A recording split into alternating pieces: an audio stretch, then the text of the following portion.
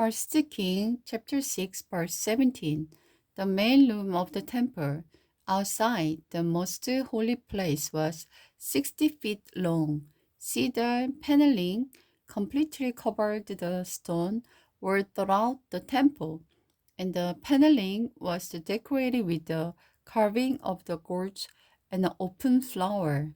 Solomon prepared the inner sanctuary in the rear of the temple, where the Ark of the Lord's Covenant would be placed. This inner sanctuary was 30 feet long, 30 feet wide, and 30 feet high. Solomon overlaid its walls and ceiling with pure gold.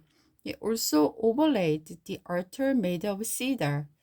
Then he overlaid the rest of the temple's interior with a pure gold, and he made gold chain to protect the entrance to the most holy place. So he finished overlaying the entire temple with gold, including the altar that belonged to the most holy place. Within the inner sanctuary, Solomon placed two cherubim made of olive wood, each 50 feet tall. The wingspan of each of the cherubim was 15 feet, each wings being 7.5 feet long. The two cherubim were identical in shape and size. Each was 15 feet tall. Solomon placed them side by side in the inner sanctuary of the temple. Their outspread wings reached from wall to wall, while their inner wings touched at the center of the room. He overlaid the two cherubim with gold. All the walls of the inner sanctuary and the main room were decorated with carving of cherubim, palm trees, and open flowers. The floor in both rooms was overlaid with gold.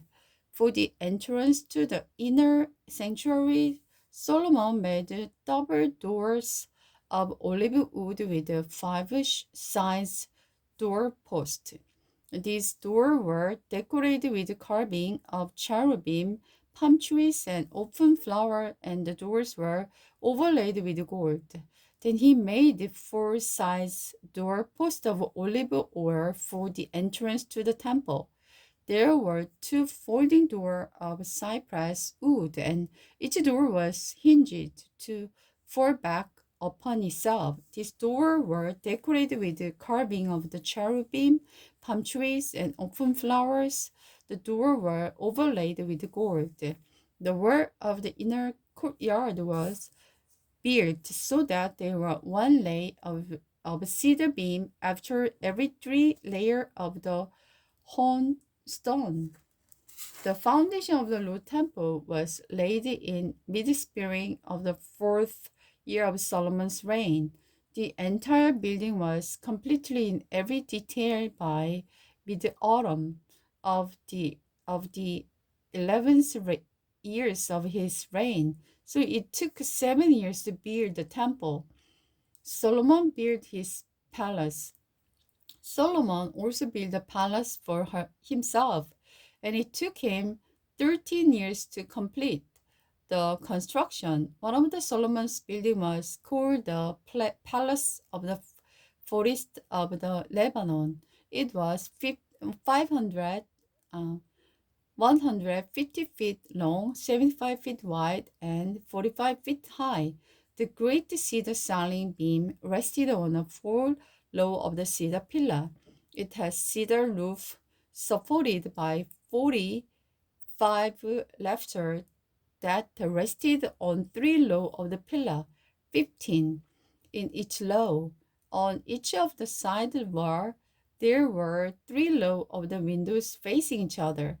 All the doorway were rectangularly in a frame. They were in a set of 3 facing each other.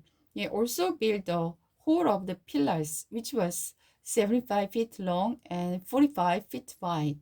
There was a porch its front, covered by the canopy that was supported by pillar.